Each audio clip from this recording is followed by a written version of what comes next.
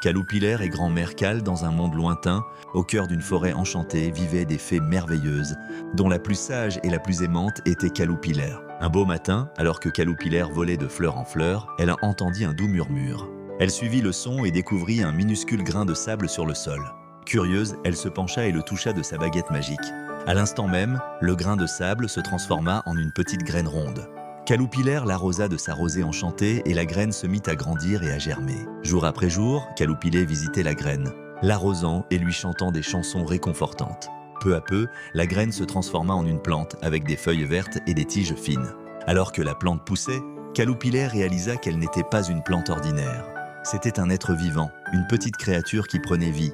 Avec chaque visite, la créature devenait plus forte et plus vibrante. Enfin un jour, lorsque la plante eut atteint sa pleine croissance, elle s'ouvrit en une magnifique fleur. Au centre de la fleur se trouvait un petit enfant, endormi. Caloupilère était ravie.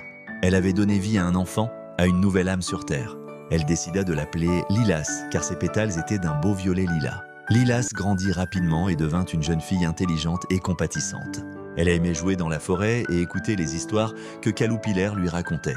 Caloupilère lui apprit l'importance de la gentillesse, du respect de la nature et de la magie de la vie. Et ainsi, grâce à la magie de la fée Caloupilère, une vie était venue au monde et remplissait la forêt enchantée de joie et de bonheur. Un petit garçon nommé Léo. Léo adorait explorer la nature et rêvait de vivre de grandes aventures, entrer dans la forêt enchantée. Un soir, Léo aperçut une lueur scintillante derrière les arboles. Être brave et de découvrir ce qui se cachait dans la forêt. Ajusta son chapeau, avança vers l'entrée. À l'intérieur de la forêt, tout était plus beau et plus coloré que dans ses rêves.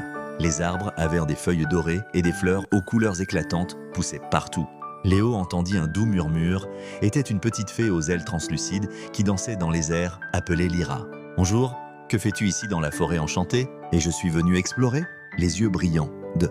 Elle emmena Léo à travers la forêt, un ruisseau aux eaux cristallines, une clairière où les animaux dansaient et un arbre géant dont les branches étaient couvertes de lucioles qui brillaient comme des étoiles. Tout à coup était un petit écureuil. « Aidez-moi, il vous plaît !» Léo ne perdit pas une seconde pour l'aide de Lyra, tandis que Lyra utilisait sa magie pour le défaire. Le petit écureuil était libre. « Vous êtes des amis formidables. » L'écureuil les conduisit à un grand arbre centenaire, expliqua-t-il. « Vous pouvez faire un vœu maintenant. » Les branches de lait et une douce lumière enveloppa Léo et Lyra. Léo, chaque enfant qui entre dans cette forêt vivra des aventures incroyables. Léo sut que « Merci pour cette nuit incroyable, je reviendrai ?»